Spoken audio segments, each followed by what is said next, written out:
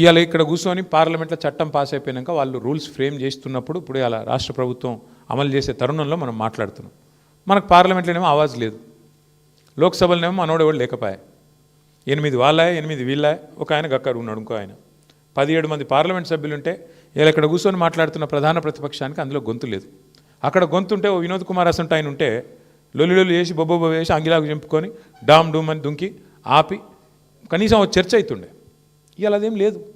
గంగెద్దులక ఓవుడు, తలకాయ ఊపుడు, నిమిషం లోపల బిల్లు పాస్ అవ్వడు, బయటకు వచ్చినాక ఏం బిల్లు పాస్ అయిందో ఎవరికి తెలియకపోవడు అంటే బాధ. ఇది వాస్తవం. ఏమవుతుంది ఎలక్షన్ వచ్చే వరకు అసలు విషయాలు చర్చకు వస్తలేవు, ఎక్కడనో పోతున్నాయి. అసలు విషయాలు పక్కకు పోయి కులము మతము ఇవే మెయిన్ స్టేజ్ అవుతున్నాయి.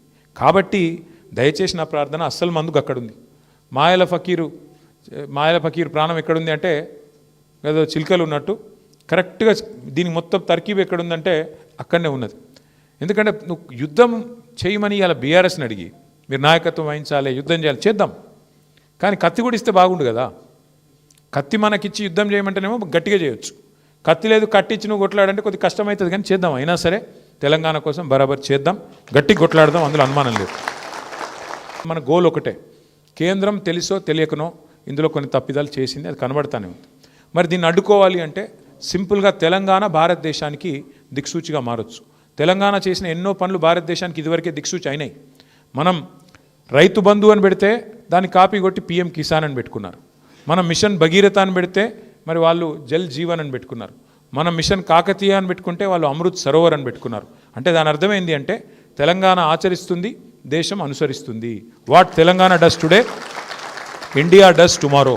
అందుకనే నేను అనేది, ఇందులో కూడా మనం విజయం సాధిస్తే, కాంగ్రెస్ నొప్పించడంలో విజయం సాధిస్తే, కాంగ్రెస్ మీద ఒత్తిడి పెట్టడంలో విజయం సాధిస్తే, ముఖ్యంగా ఐఎన్టీయూసీ నాయకులు కేంద్రంలో ఉంటారు, వాళ్ళని అడగండి. సోనియా గాంధీ గారు అక్కడ అపోజ్ ఎట్లా చేస్తారు, మీ ప్రభుత్వం ఎట్లా చేస్తుందా మాకు అర్థం కాదు, ఏమన్నా లాజిక్ ఉందా అని చెప్పి వాళ్ళ మీద గట్టిగా ఒత్తిడి పెడితే కేంద్ర స్థాయిలో డెఫినెట్గా మనం అనుకున్న విజయాన్ని సాధించిన వాళ్ళం అవుతాము.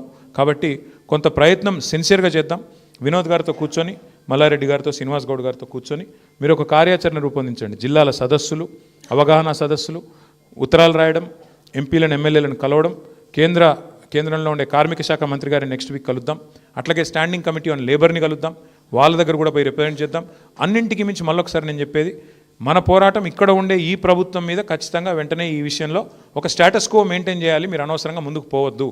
శాసనసభలో, శాసన మండలిలో నేను మీకు మాటిస్తూ ఉన్నా, మనకు కావాల్సినంత బలం ఉంది. ఇక్కడ మనం ప్రధాన ప్రతిపక్షం.